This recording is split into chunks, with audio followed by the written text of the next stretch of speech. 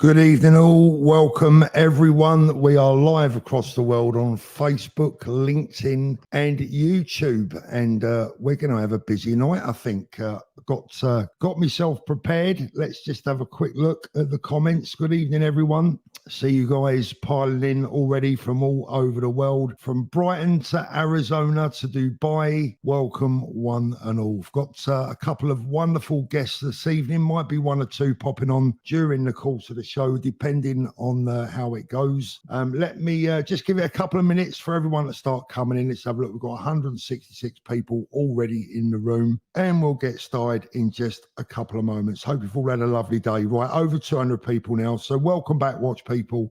This week, the watch industry was, of course, shaken to the core with the quite astonishing news that Rolex had acquired the largest group of authorized retailers anywhere in the world, Bucherer, and with over 100 stores around the world, and with almost half of these stores selling many other brands apart or other than Rolex. Tonight, we're going to take a look at what that means, the implications, not only for Rolex, but more interestingly, for their competitors, the authorized dealer industry, and more importantly, for you, the end user. Now, I've got a lot of questions myself that I don't necessarily know the answer to, and here to help us understand it all and discuss what's going on.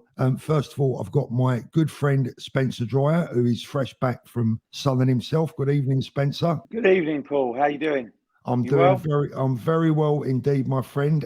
Secondly, now we've got someone joining us tonight with a very interesting viewpoint. I can't tell you who he is or much about his credentials, but needless to say, he needs and wishes to remain anonymous. But I think we're going to find his comments very intriguing indeed. And for the purpose of the show, at least, we're going to call him David. David, good evening.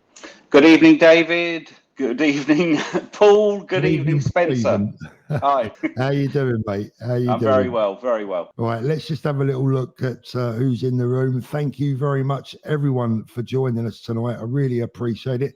Spence, I'm going to come to you first. Obviously, look, I know you've been away. But what did you make? I mean, look, my first question is this, right? Is why? What's going on? Why have they done this, do you think? Well, it's a genius move, Paul. I mean, look, if you went back 15, 20 years ago when we used to sort of buy and sell and there was discounts, there was 25% off gold Rolexes. Things went at a discount. The brands moved on so enormously and the demand is so strong now. They realise they've actually got a queue. They've got a waiting list. So the ADs now work on about a 35% margin, to my knowledge. Obviously, you've got VAT to come off of that as well. But it makes sense that they've got a ready-made market. They don't need the authorised dealers. So if they own a company where they sell their own watches, they can probably cover most of the overhead just by putting Rolex. Why wouldn't you? Sorry, I've muted my mic. David, we'll get to some of the grittier stuff a little bit later on, but your initial opinions and impressions of why? Why have Rolex done this? I think it's obvious that they want their own boutiques. They want control of the supply chain. If you think about it, regardless of how much money you've got, they've currently got about 1,800 boutiques across the world. Even if they said, right, we want 900, 1,000 boutiques across the world, for anybody to set about finding 1,000 boutiques, dealing with the leases or buying them, setting up refurbishment plans, hiring staff, etc., would be physically impossible. This move automatically gives them 100 stores, and it's the start of, I think, what's going to be the future plans for Rolex. Yeah, I think that pretty much mirrors my reflection. So, I mean, look, the question for all you guys out there watching tonight, and I'll go to Spencer to answer this one for me if you can. I mean, what do you think the implications are for brands that Bucherer currently sell? Will Rolex kick them out? I mean, what will they do? I mean, will competitors even want their brands in Bucherer stores anymore? A store that's Of course they will. 100% they will. I'll tell you why, these Bucherer stores are going to be world class. They're going to be well stocked. All the ones I've seen in Europe have been very good, to be honest with you, in the past. I think they'll be a fabulous store, and I think they'll have all the brands. If any brand like Omega or Panerai were told they couldn't have their brand in there, they'd be disappointed, because I think they'll be very strong shop and they'll have a big demand. What I do think over the next 5, 10 years that could happen, And I think Rolex will be saying for the time being, no, everyone's safe.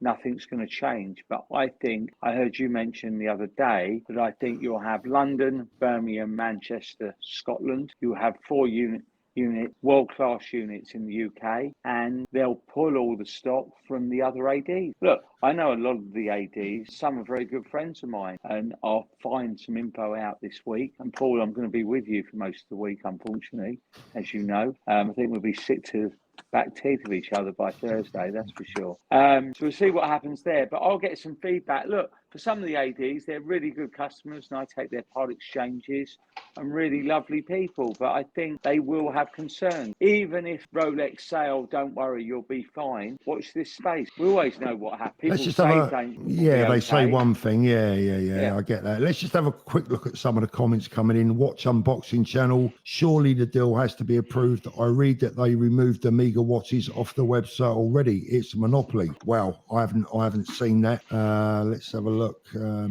Evening, Marcel. How you doing? Paul, good afternoon. Good night, good evening. Renaissance Chambra. The luxury marketing business is now going to 2 models. Drops or vertically integration is LV, Hermes, etc. Tiger V. I also think customer data is king nowadays and will give Rolex a much more direct relationship and knowledge of its customers. David, what have you got?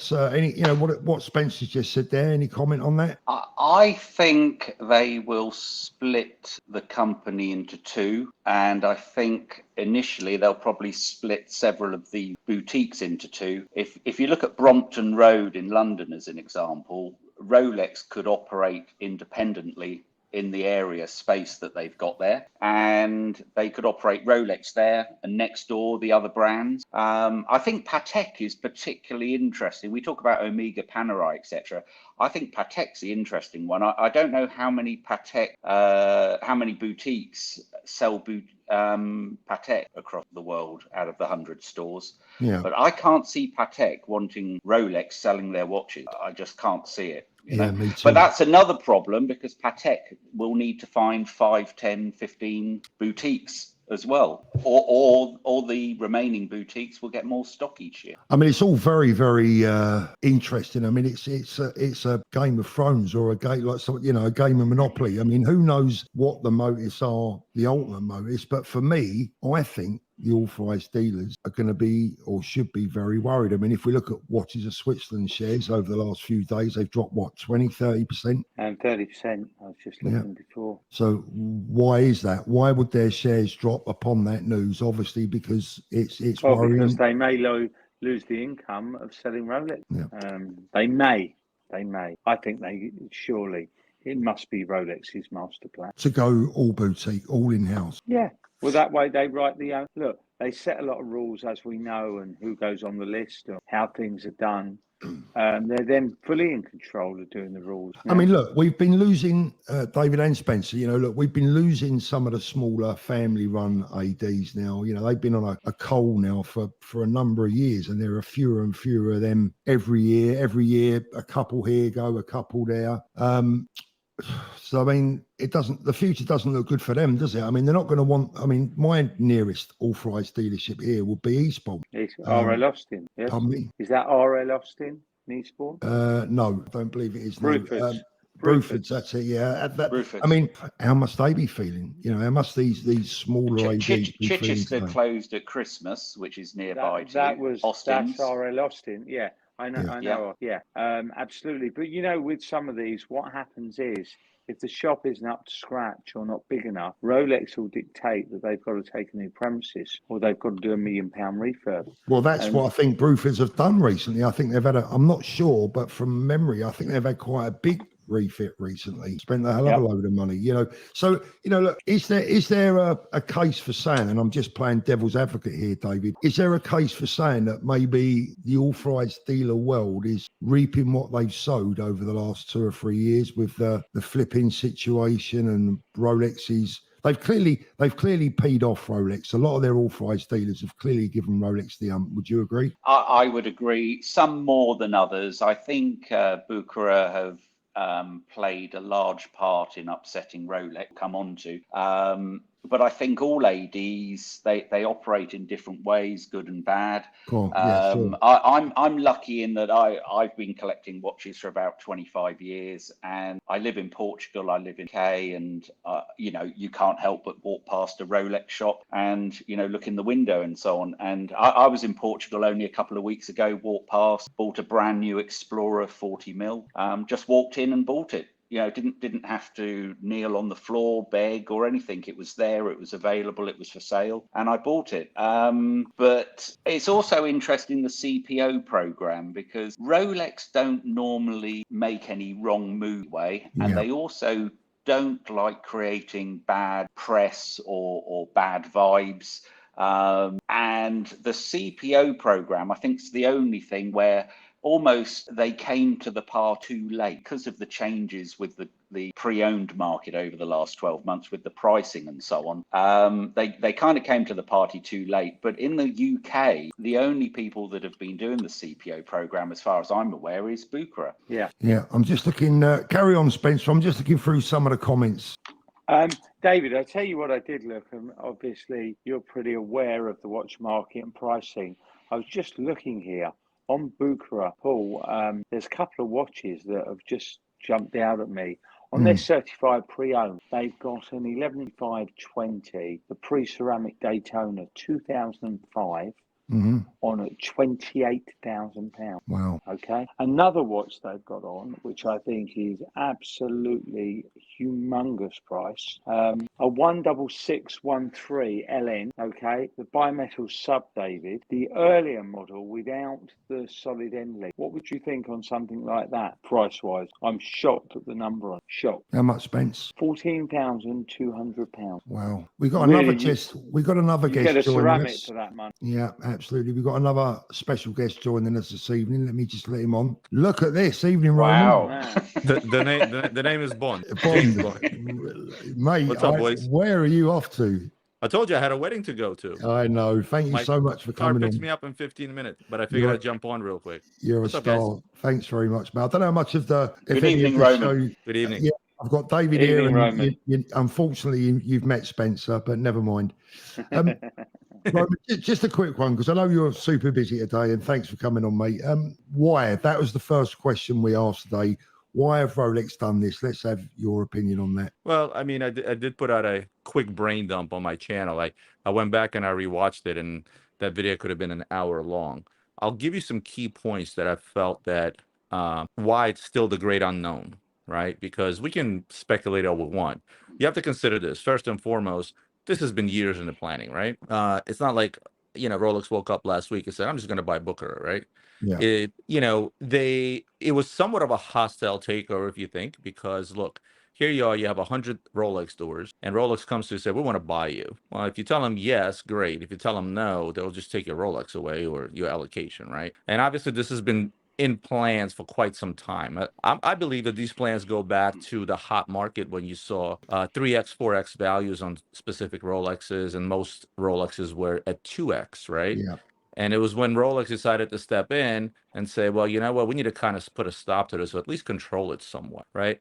If I had to guess, you know, logically speaking, how long you figure a deal like a purchase of a major 150-year-old retailer from a company like Rolex, who's a nonprofit, would take? It takes a year plus. I was going to say probably 2 years. Yeah. Probably 2 years, right? Well, 2 years puts us smack in the middle of the hottest market we've ever seen, right? And so here they are, they're stepping in and they're saying, you know what, we're going to flex our muscle a bit. We're going to control this a little bit, right? And my thought process is, well, how do they control it? All while rolling out the Rolex CPO program, right? Surprise, surprise, Bucherer was the guinea pig of that, right? They were the first one. So I'm asking myself, okay, you want to control the brand new market? Well, you're going to shoot yourself in the foot, because again, I believe that at least 50%, if not more, clients out there that go to a Rolex AD boutique, whatever it might be, get on that waiting list. They got on that waiting list and purchased the watch for the sole purpose of reselling it. And another large percentage is saying, oh, wow, this is money in the bank. Everybody's buying it. Prices are climbing. I should put some money into this as an investment, without really horology coming first, right? And that was like the main point that I try to make in my videos, because if Rolex, the only way Rolex takes the primary market prices down, i.e., what these brand new watches are selling for in the secondary is by giving more goods, making the goods available. Well, the minute they make those goods available, it again loses its appeal. The investors, i.e. the flippers, are going to go. A lot of them have already gone away because, as we know today, gold Rolex is no longer selling over list. Yeah. If anybody goes to an AD and calls you, Spencer, and says, hey, will you pay me over list on a gold Skydweller? You won't anymore because the market is right around retail. So guys like me and Spencer, we're not concerned. We're just going to go back to selling pre-owned pieces or adjust to the market prices, right? But all those flippers, all those guys that were there for the sole purpose of buying this Rolex, flipping it to a guy like me or Spence, making money, they're going to go away. And what Rolex doesn't realize, that's going to create a dip in their own market. Obviously, geopolitical, obviously, financial environments that we're in right now is also causing a bit of a dip, right? So I don't know that Rolex is going to make that move. So where does that leave us? That leaves us with them controlling production just the same. Obviously, favoring Bucherer. I would if I was Rolex. I mean, if I own them, why wouldn't I? Sure. Right? Fucking Watches of Switzerland, royally, because they were the biggest dealer out there, along with all the little eight, right? And then the Rolex CPO program is there. Okay, well, the Rolex CPO program, everybody scream, oh my God, it's going to put all the gray market dealers out of business. It helped us out. I mean, the prices that were online were just laughable. They're crazy. No one even mentions at the moment. No one even talks about it. But the CPO program, they can just turn it off, which they probably will do because the market isn't hot enough for it. It's too overpriced. I think also the CPO program, in the nicable way, the people that work in the AD we'll just say that they're great at looking after customers, selling watches brand new. But when it comes to dealing with second-hand watches, they just don't know what's going on. You know, they have no idea. They're completely and utterly clueless. Me and Spencer can relate to this firsthand. How about I know the buyers for Bucherer, at least in the United States? They're the same buyers that used to work for Tourneau before Bucherer bought over the 36 stores, right? Those buyers used to come to IWJG. So if they're buying at IWJG from guys like us, what kind of pricing do they expect them to have? Unless you're out there being able to wheel and deal and trade on a daily basis, both with the trade and the public, you're not going to buy the right pieces and you're not going to buy them at the right price, regardless of what the market is. Spencer, whether the market dipped or didn't dip, Spencer, you adjusted. You now know what the market values are. You know what to pay. You know what it's going to sell for, and you have the outlet to sell. And the best part about it is that they're going to be buying for the sole purpose of reselling this at their stores or their websites, right? Well, their e-commerce is not up to par, so mostly their stores. When me and Spencer buy a watch, I know that when I buy this Rolex or I buy this IWC or whatever it might be, the back of my head, I'm saying I'm going to retail this item. But I also have enough room to sell it back to Spencer, and Spencer can still make some money and find a client for it. We buy with wholesale in mind. Every single buyer in my company, myself included, and I'm sure it's the same goes for you, Spence, when we buy a particular piece, we're not banking on retailing that particular watch. We know that at any given time, you can wholesale it on, make a smaller margin, move it on, and keep the wheel going. That's not the mindset of these other guys. And I know some of them personally. And let me just tell you something. No offense to anybody out there, those guys aren't the best, because if they were the best, they'd be working for themselves, not they'd be working for themselves. Exactly. Else. Yeah. Do you think long term, Roman, you're honest? Going back to Tourneau, 350 million they paid for Bucherer, paid for Tourneau. So I was preview to the deal. In fact, I had a chance to jump in on the deal and actually purchase. Right, my pockets were a bit too thin for that, but certainly I could have gone in with a couple of other individuals. My biggest issue is when I was made preview to their stock list. And that's when I looked at the stock list and I look at the costs and I looked at the goods that Tourneau currently had in stock as part of their CPO program, I was like, no, thank you. Right. But the real reason behind it is that I was not in the position to make that move. I was not in the position to go into a retail. By retail, I mean brick and mortar, and take over 36 stores with leases that are in the millions. I just was not in the position to do so. Had I been in the position to do so, I would have strongly considered it. Tourneau was a big name in the United States. They had all the right locations, especially their mothership store in New York City. I'm sure you guys are all familiar with it. But, I just was not in the position. That was the number one reason, both financially, logistically, and physically. It would be a pretty big move, would probably have to take on a couple of investors, and I decided to concentrate on what I'm doing. Yeah.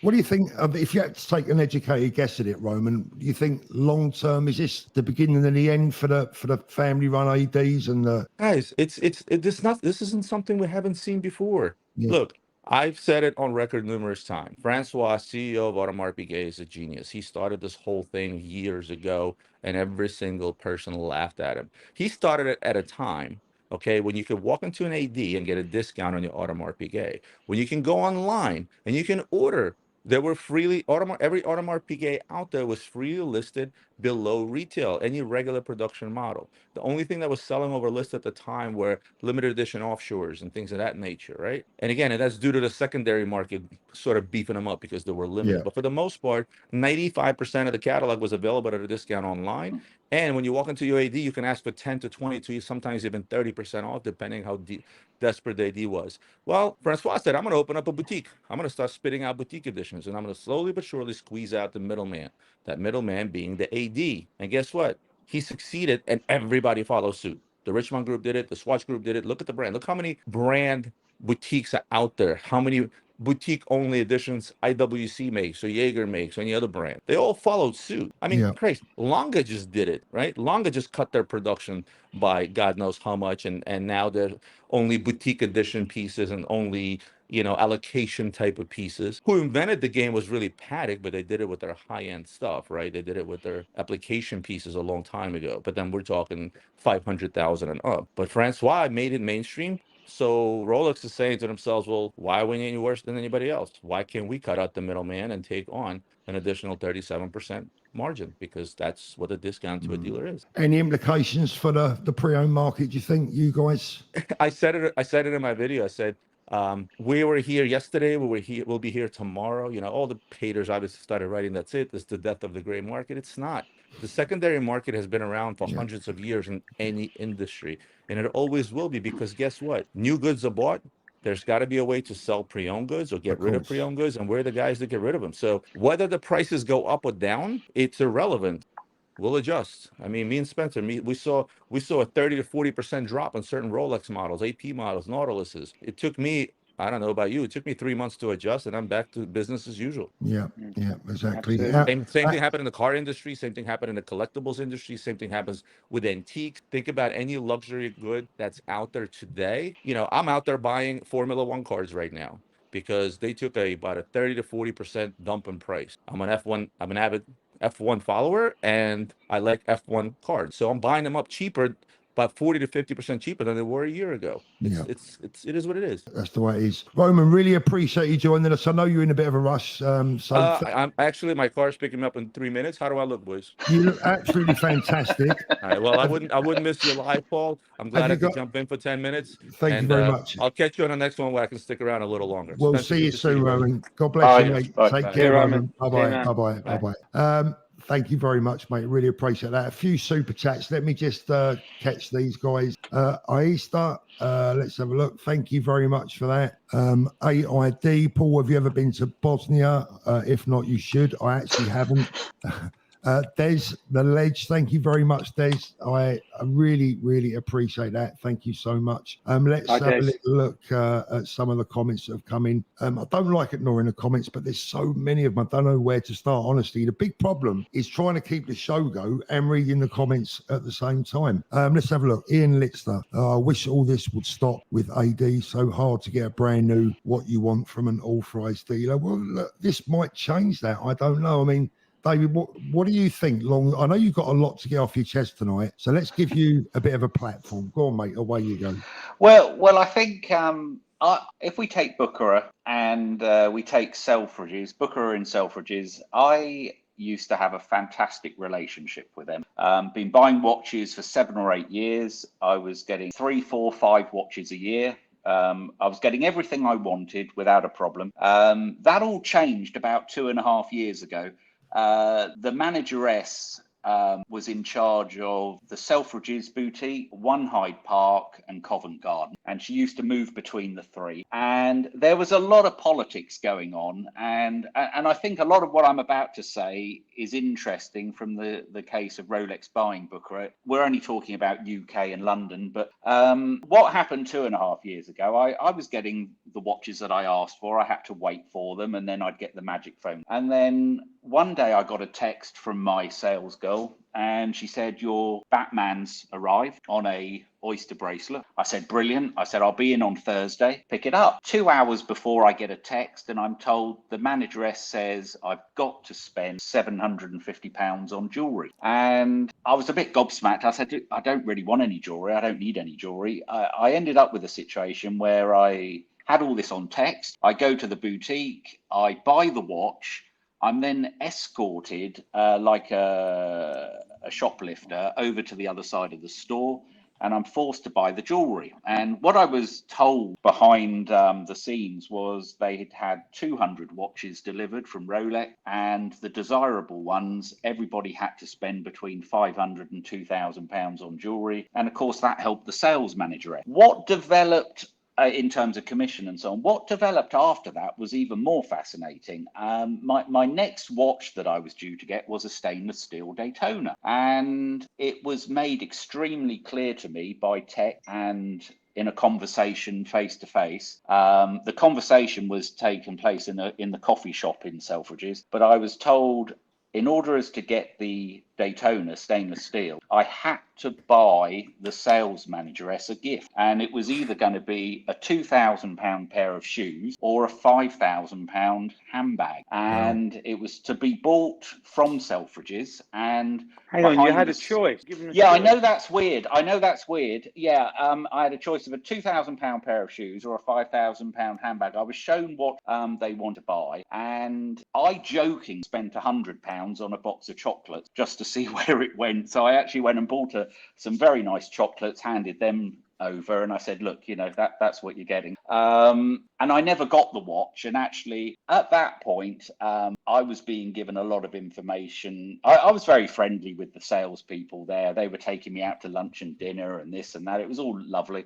And not every day, just now and again. And they were telling me lots of things. I was being given lots of information and so on. And I also did several recordings. I did a recording of the thing, wanting me to buy a handbag, wanting me to buy shoes. I also recorded the conversation in the shop of wanting me to buy the jewelry and escorting me over and so on. And I ended up buying some earrings for £750 that I just didn't have a use for. And so we can't, as much as I'd like to, mate, we can't play those, unfortunately. No. So then what happened? At the same time, it was parallel because I'm lucky enough that I can afford to buy, 5-7 watt here. Lower end prices, stainless steel and so on. And I also used to deal with Harrods, and I had a Harrods Amex card. I was a Black Card member. I had a great relationship with a sales girl there who got me 2 or 3 watches a year and had done for about 5 years. Never any complaints, never any problems. She left, and then my account history just disappeared, and I was back to square one. I was going in trying to buy a watch and just getting nowhere. It was as if the whole history had been erased. Yeah. So I bought some other watches there. I bought a Tudor Harrods. I bought a Panerai limited edition, a couple of other things. And I was being told regularly by a couple, two or three of the salespeople there, that and this is similar as well with Selfridges. You've got these personal shoppers, and in the case of Harrods, you've got people staying upstairs in the apartment and so on who've got far more money than any of us here, and they're buying whatever they're buying, hundreds of £1,000s worth of clothes, this, that, and the other, and then they request, I want a Daytona, I want this, I want that, and they get it. And I was being told the only way I could fast track getting what would be to buy vouchers and give them to the Rolex salesperson, and that would accelerate me getting my watch and getting me back on track again. So they're very open about this. Very. They were open from the point of view that that the salespeople I was talking worked for other brands, other watch brands, and they didn't like what was happening, but they were sort of letting me in on the circle and so on. They weren't getting anything out of it, and in fact, they didn't like it. It was as if they wanted it exposed, because when you're working in, if you take in, I remember when I bought the Panerai, the boy in the Panerai shop, lovely guy, and he was telling me that on average, they sold 20 Panerai per month in Harrods from their boutique. Now, 20 Panerai a month is not particularly exciting. You're not making much money out of that or commission or anything. Everyone wants to work in Rolex in Harrods, and that's where the money is. And obviously the money really is there if you're getting vouchers and other things. But this is what's going on in several A's, not just, it's going on everywhere. Now, if you look at Bucherer, there was all sorts of funny business going on there. If you take Bucherer Selfridge, they have to pay for the space that they occupy. It's a concession within Selfridges. They have to pay some sort of rent of some description for the square foot. They then have to pay commission on their sales. So if you take when Spencer's saying they've got a 35% margin or whatever, a percentage has to be paid back to Selfridge. Now, what was interesting, the sales girl, for example, when I bought a particularly expensive watch, which was a Platinum Daytona, although all of my deeds were in it was made very clear that I had to go to One Hyde Park and the stock was moved from Selfridges to One Hyde Park. And the reason being is they didn't want to pay the commission back to Selfridges. They have different credit card machines for different transactions, different values, etc. And that all, kicks back into the account system of Selfridges, etc. And the same with the personal shoppers there. You can have a football. I mean, I saw I'm not into football, but I saw a footballer, or was told about a footballer, a very famous footballer. He came in, he's never had any history whatsoever. He walked in and basically got a GMT meteorite, and the way he got it was by going via the personal shopper, and the personal shopper, etc., was lubricated in a way that transaction happened. Which David, David, let me just come across you there for a second, mate. Spencer, I just want to get your view on what David's just told us. But the main thing is I want to give the viewers a chance. We've got nearly 900 people watching tonight, which is absolutely fantastic. If you haven't done so already, guys, please just smash that upvote button for me. We'll be really grateful.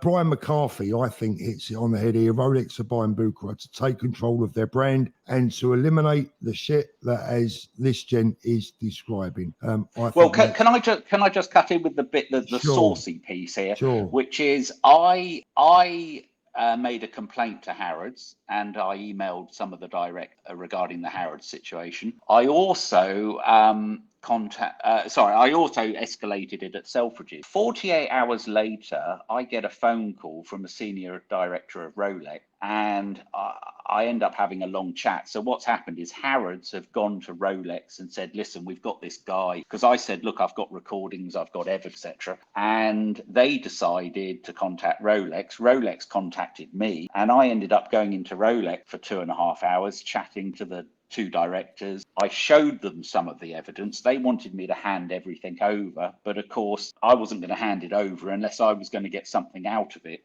and there was no guarantees on anything, and I decided to decline that. I'd done what I wanted to do. My relationship with Bucherer had ceased. My relationship with Harrods had ceased, so I had nothing to gain. No one was going to apologize, no one was going to admit anything. But I do think that the sales manageress ended up being removed or taken away from the front line, and 4 or 5 months later she ended up leaving the company, and I think some of that is what has caused what's going on at the moment, because I could imagine what was being exposed was huge in terms of backhanders and so on, that the lady was earning 3 times her salary, and she must have been on at least 100 grand a year as sales manager for 3 boutiques. And I think that's where things started. David, how many pairs of shoes do you think she had? Every time I met her, she was wearing at least a £1,500 dress, expensive shoes, expensive jewelry, hair all done up, came to work by taxi, went home by taxi. I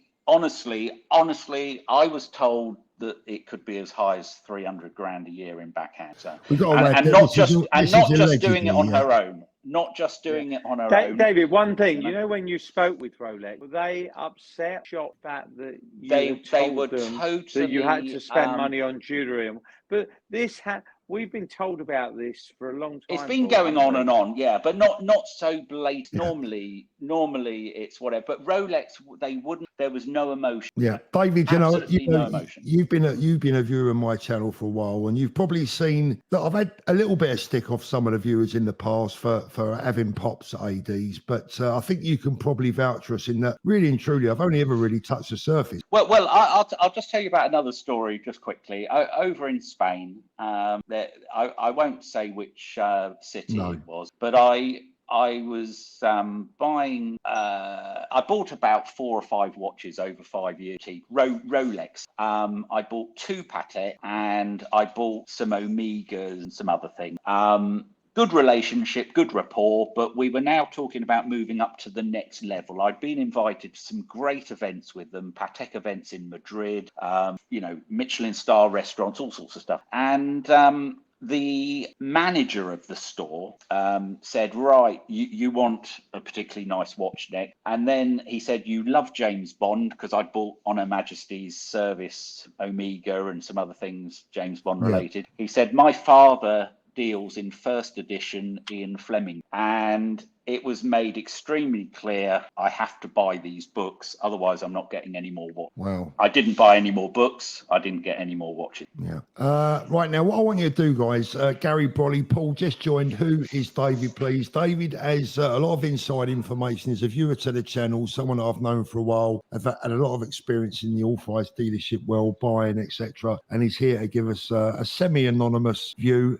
Guys, what I want you to do is drop some questions in there for David. There was one question there. David, you can answer this, mate. Where is it? It says, let me grab it. I can't find it now, but it said, does anyone else not believe this story? So you got someone. Is that a question? Yeah. Someone is saying, does anyone else not believe this story that you're telling? Not believe. Yeah. So what does that mean? Well, the guy's saying he doesn't believe what you're saying. Well, that's. Oh, there we go.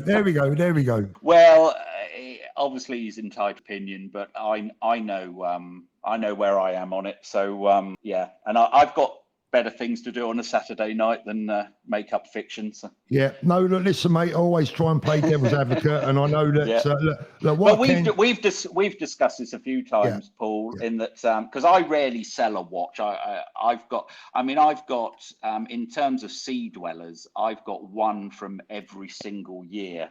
That's 56 sea dwellers. So I've got a sea dweller from every production year. I'm a collector as opposed to a and there's watches I turn down because I don't want them, or I wouldn't wear them, or I don't want to collect them. And and I don't just buy Rolex. I buy IWC. I've just bought the Mercedes watch. I buy Bamford Casios. I buy all sorts of things. David, let me just tell. I'm gonna just stick up for you a little bit there, mate. I mean, what I will say is that I've not had you on this show tonight cheaply, because we've been speaking for well over a year, probably 2. Yeah. And every time you tell me something, it turns out to be correct or very close to being correct. So as far as I'm concerned, your credibility, I haven't just had one story from you and said, quick, jump on and tell the world. I've had a lot of stories from you, a lot of contact. I'm more than happy with your credibility. OS 993, the corruption of sales managers at ADs has led to Rolex changing their retail strategy. I don't think it's just that. I think that has played a role in it. But someone else earlier on, Spencer, said that the ADs have got to stop selling to the grey market out the back doors, but they've not been doing that for a long time.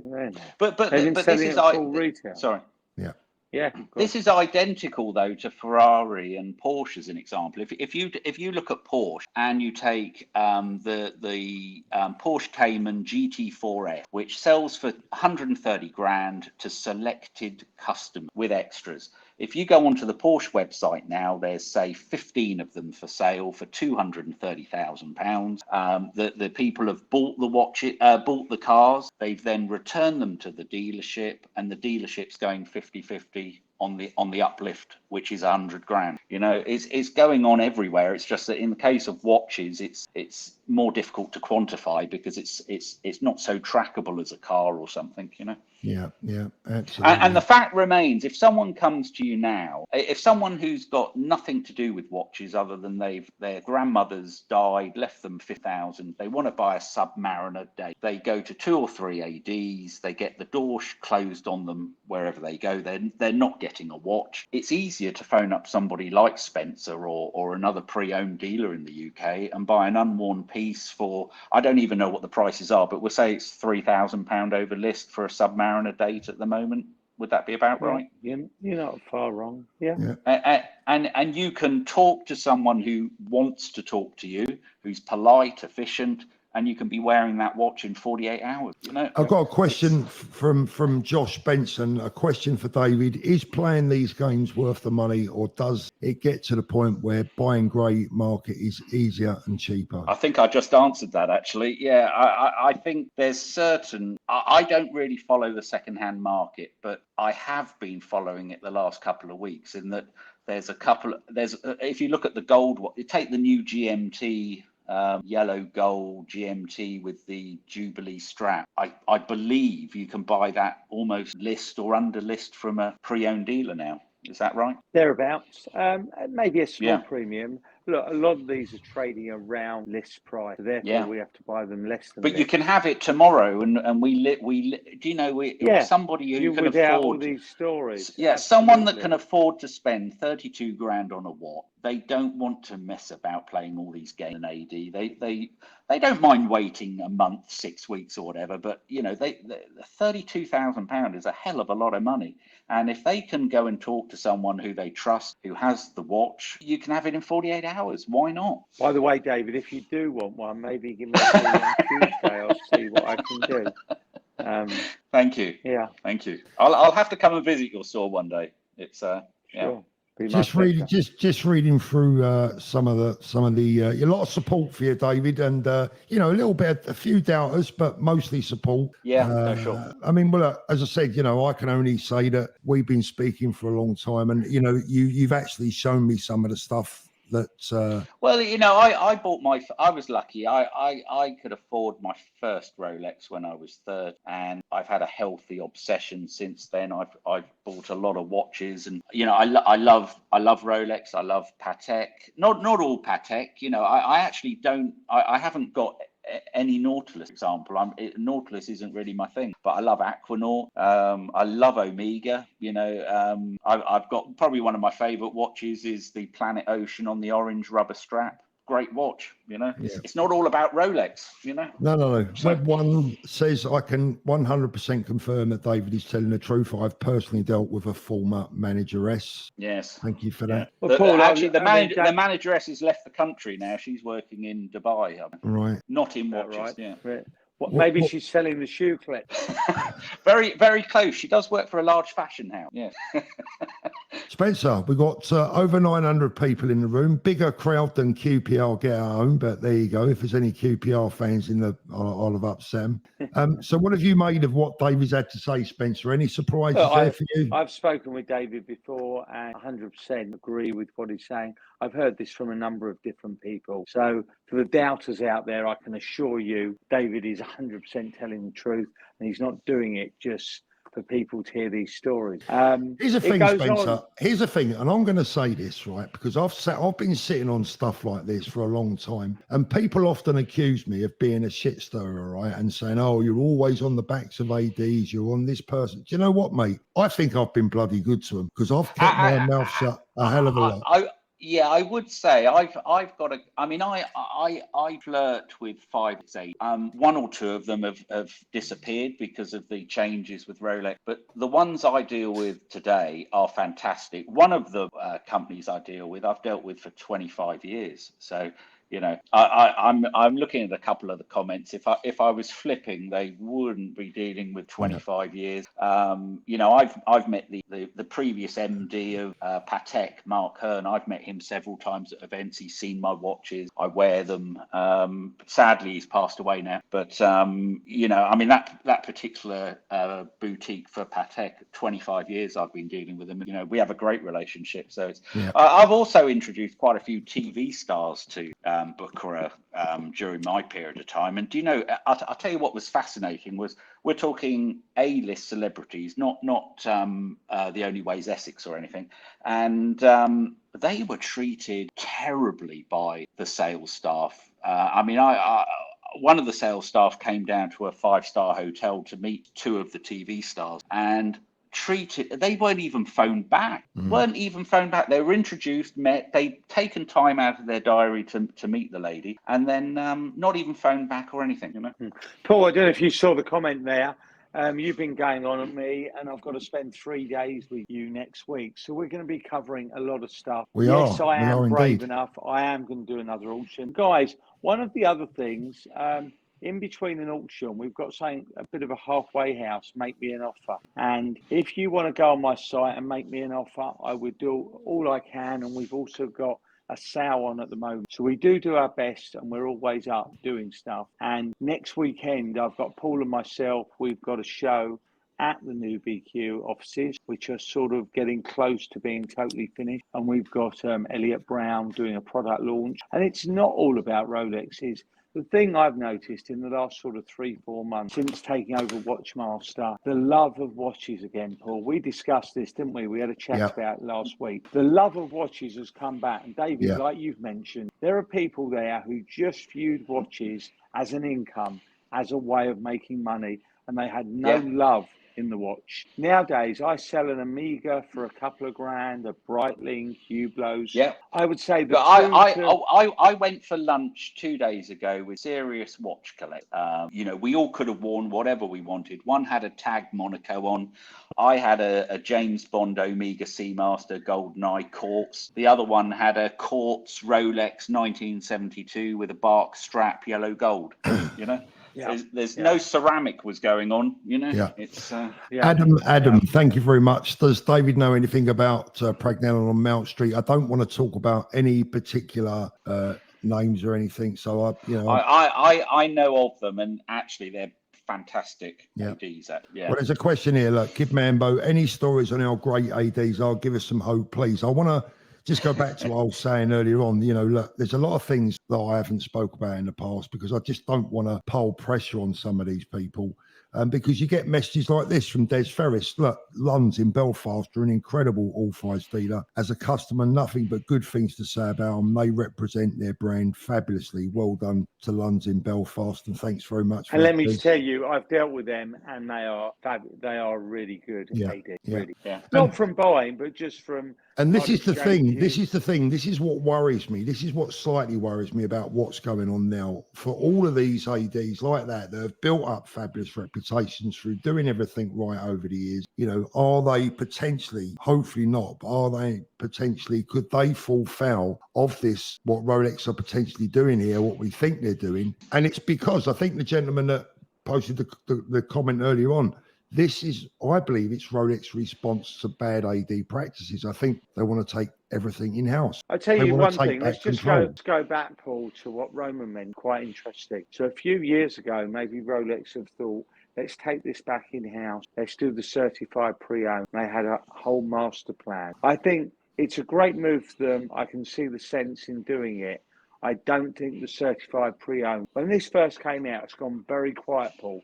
We've had months of no one even mentioned. You don't ever get a customer say they got a fabulous experience or a good price. The certified pre-owned is far too much money. And I haven't even heard of any of my customers or people talking to me about it at all. Yourself, Paul? No, not to be fair. It's only Bucherer in London, though, running the CPO in the UK, isn't it? Yeah, but nothing. I don't think there's many watches traded on there. They're just 30-40% more, like I mentioned earlier, than anything else. To be fair, though, I mean, they got on. I mean, it was too late for them, wasn't it? It was, you know, they came in far too late.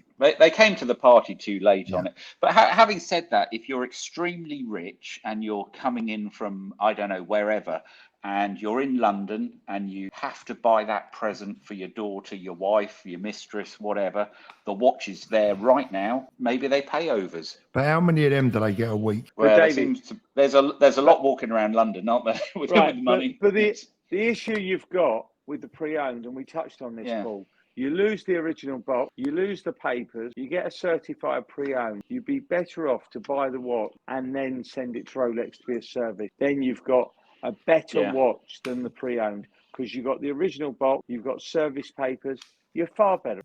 Actually, we've got here Preston's are doing the CPO scheme, so that's interesting. And don't Preston sell second-hand Pateks as well? I think, don't they? Yeah. Just trying to get to the bottom of the comments. Finally managed to get there. Diego M. Paul, can you please put up my previous questions? Diego, if I could find it, but we've had about 1,500, we've had nearly 2,000 messages here, mate. So this is the first time I've ever done anything like this. I've got 3 iPads on the go here and a phone. Watch Unboxing Channel. I'm hoping to come to a bit of a deal on an AP that you got in stock, Spencer. There you go. Okay. Going. Cool. Well, I'll guys, I'll tell you what. Go on the website, click on Make Me an Offer. I'll see how many deals I can do for any of you guys. And there'll be a free gift as well I'm offering with any deal done this week. Diego, ask it again, mate, because I can't be going back 30. I mean, I just, it's a bit hard for me. So ask me the question again now and I'll try and snip it in. I would say, though, I've been buying watches forever. And I remember 2013, 2015. You'd go to the Rolex dealer. There'd be a Hulk in the window. There'd be a Sea Dweller 4000 in the window. You just walked in. You bought the watch. You walked out. I do think we're getting to a stage where over the next 18 months, there will be some watches back in the window to buy, possibly Yacht Masters or I agree. whatever. I agree. Yeah. You know, even the Explorer 2 was always a watch that just sat in the window gathering dust, didn't it? Nick, thank you so much for that, mate. Really no need for that, but thank you so much, Nick. Really always appreciate. Absolute gentleman, much appreciated, pal. Yeah, look, do you know what? Who said men can't multitask? Well done. I'll tell you what, do you know what? This is difficult at times with all these messages coming through, the guests popping in, popping out, trying to keep your eye on the ball with everything. Now, was he going to pop that message back in, that question that he was asking me to answer? Diego, do you want to pop it in again, Diego, while you got the chance? Guys, if you haven't already upvoted, please do so. Would really appreciate that. I don't know how many upvotes I've got. Can someone tell me how many upvotes we got? Thank you, Renee. Dirk Diggler, I will certainly, if you're watching, I will get round to doing that, mate. I'd completely forgotten. This Diego message is interesting. What's this? Bucharest CPO is offering me more than any grey dealer for Daytona GMT Hulk. Grey, yeah. Okay, so there you go. And Bucharest CPO is offering me more than any grey dealer for Daytona GMT Hulk. Sellers will sell to AD. Greys are offering dealer prices to customers. How will Spencer's business react to less supply? Well, look, here's the thing.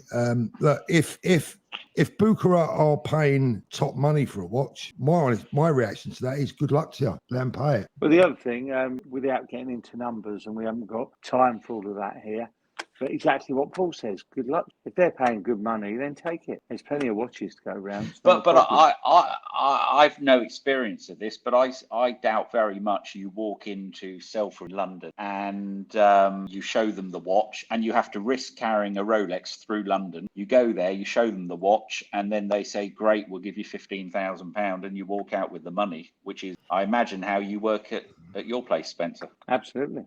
Well, not you come in, cash. we don't let you leave until we put the money in your bank. Right, guys, come on, get me up to 300 upvotes, please. Come on, there's nearly 900 of you in the room.